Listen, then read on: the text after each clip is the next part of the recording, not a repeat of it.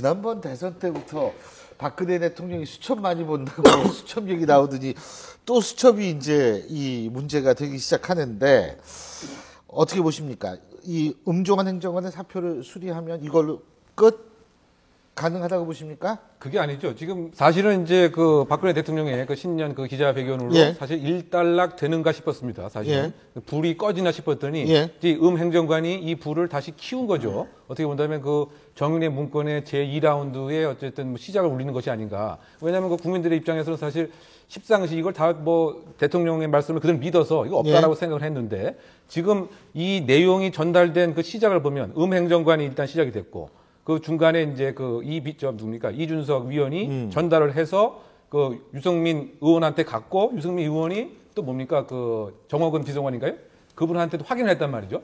그럼 이 네 사람 중에서 이른바 십상시에 속하는 사람이 2명이죠. 벌써 50%가 결국 이제 십상시가 다시 등장을 하다 보니까 라고 지칭되는 사람, 말이죠. 그러니까 그 문건에 나와 있던 사람 중에 2명이다. 그러죠. 그러다 보니까 이제 국민 네, 입장에서는 혹시 이거 사실이 아닌가라고 하는 생각을 하게 되니까 어떻게 보면 그 대통령의 신년 기자회견을 무력화시킨 그와 같은 사건이 아닌가 저는 이제 그런 평가가 가능하다 보입니다. 이게 대한민국 최고 권부인 청와대와 또 집권 여당이 이 몇몇 젊은 사람들의 참 일탈된 술 먹다가 나온 얘기로 이렇게 들썩들썩 한다는 게 김무성 대표가 그랬잖아요. 기가 차다는 거. 저도 기가 막혀서 말이 안 나오는데요. 12월 18일로 좀 돌아가 보자고요. 청와대 직원들하고 그 주변 인물들이 그때가 언제입니까? 정윤회 문건 파동의 중심에 있던 박관천 씨 영장 청구가 된 날입니다. 이런 날에 새벽 1시 40분까지 만취가 돼서 안주가 뭡니까? 집권당 대표를 배우를 캐니 많이 찍어내겠다는 거 아닙니까? 이런 얘기들이 본인은 그렇게 얘기하지 그렇죠. 않았다고 어쨌든 생각하고 있습니다. 그렇게 얘기가 되고 또 그 중에 있었던 한 명이 쪼롬이 당 대표한테 가서 누구누구하고 술 먹었는데요. 이렇게 됐어요. 하고 고자질을 합니다. 문제가 되니까 서로 네 탓, 내 탓, 내 말이 맞니, 안 말이 맞니. 자, 이 젊은 사람 몇 명이서 대통령과 집권당 대표 면전에서 정치적 도의도 없고 예의도 없고 상식이 벗어난 정치적 자해를 하고 있다. 저는 이렇게밖에 볼 수가 없습니다. 예. 근데 우리나라는 참 모임을 많이 만들어요. 팔딱회가 있대요. 들어보셨어요? 예? 이게 뭐냐면 88학번 닭띠들 모임이라 그러는데 재수하면 여기 못 끼는 거예요. 닭띠가 아니지 않습니까? 재수라면. 근데 팔딱회 음종환 행정관도 이 모임 멤버라고 그러고 전 행정관이죠 이제. 그리고 뭐 정호성, 이재만, 이동빈, 장경장 뭐 이런 분들이 전부 팔딱회라는데 참 이 팔딱회 들어보시 예. 아니 우리나라 뭐 모임을 좋아한다고 해서 한 말씀 드릴 게 있는데 이런 숙제를 퀴즈를 냈대요. 파란 말을 구해와라. 근데 세상에 파란 말이 없지 않습니까? 그래서 미국 사람은 파란 말이 있는지 없는지 또 이게 어떤 과학적으로 수정해서 파란 말이 나올지 안 나올지를 연구를 한대요. 근데 우리나라는 아니, 일본 사람은 흰 말을 갖다가 파란색으로 페인트 칠을 한답니다.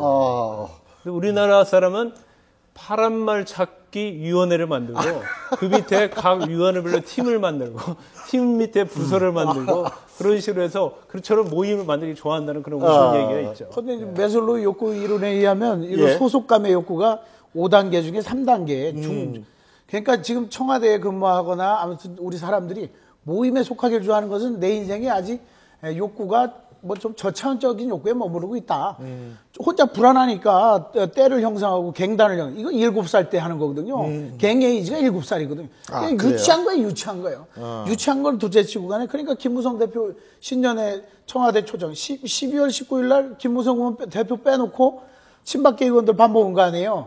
그것도 섭섭했는데 이 얘기까지 나오니까 이럴 맞아요. 신년에 청와대 갖고 천장 쳐다보는 그 사진이 뭐 신문에 많이 났잖아요.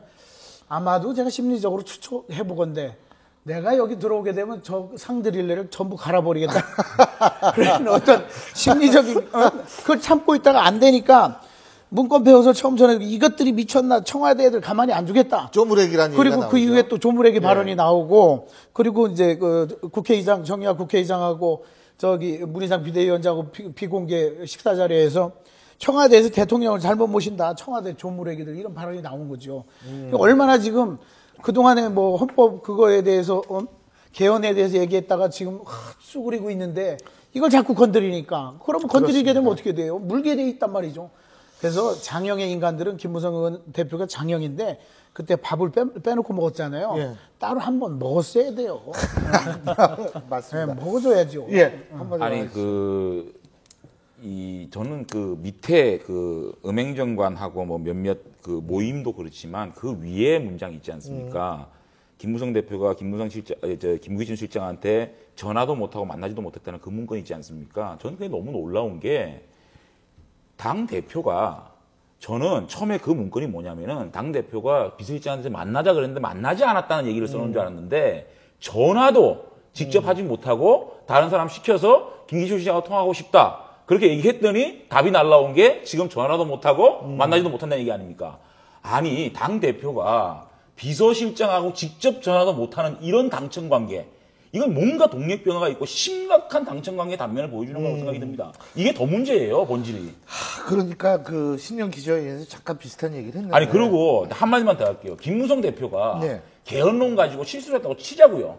그런데 당원들이 직접 보면 당대표를 예. 자 12월 달에 아까 말씀하셨지만은 대통령이 7명하고 밥 먹어. 그다음에 사무총장 초청도 안 해. 예.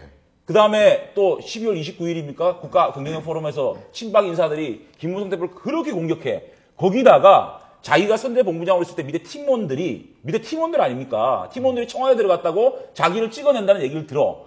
아니, 사람인데, 이거 가만히 있겠습니까? 이거 이럴 수 있는 겁니까? 결국 뭐 이런 일이 계속 일어나고 있다는 것은 결국 정확히 지적하신 것처럼 소통에 관한 문제죠. 컨트롤이 안 되고 있다.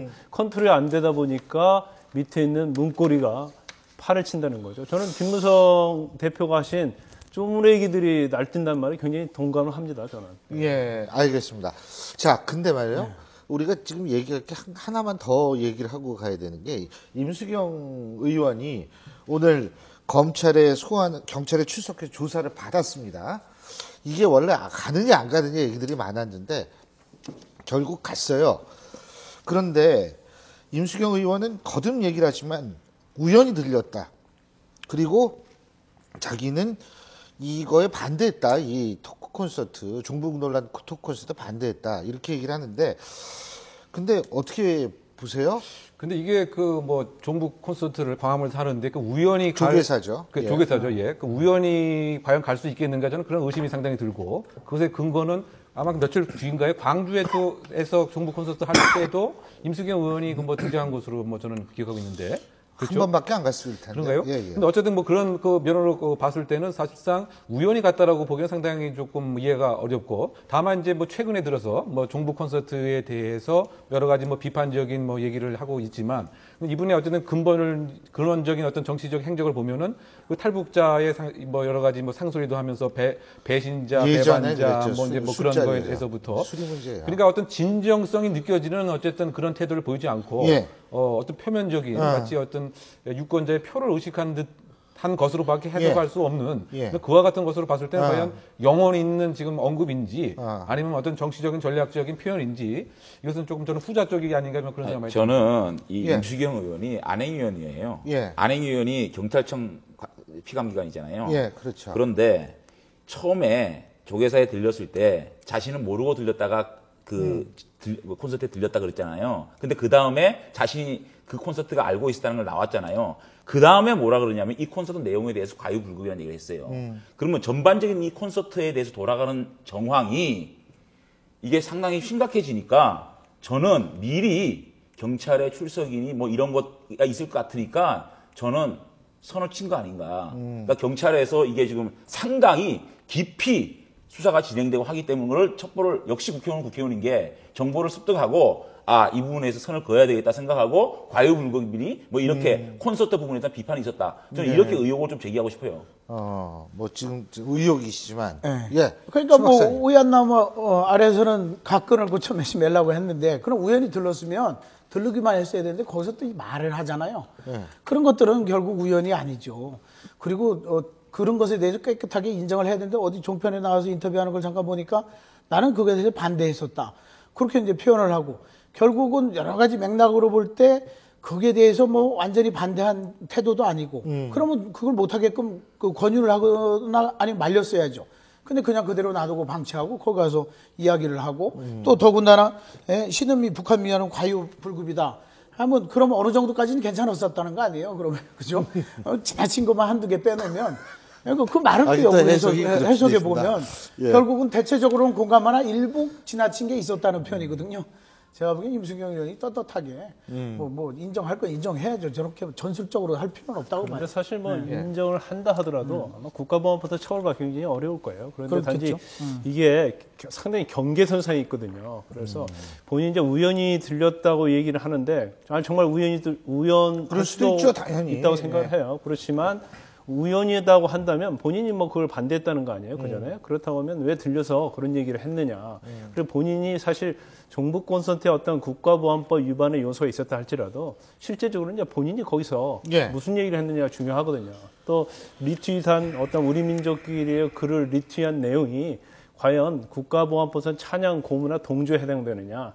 그런 부분이 조사가 돼야 할 것 같은데 아마 저는 개인적으로 볼 때 그런 알겠습니다. 부분에서 이제 고소가 돼서 조사를 하는 거지만 처벌받을 가능성은 별로 많지 않다 이렇게 보고 있습니다.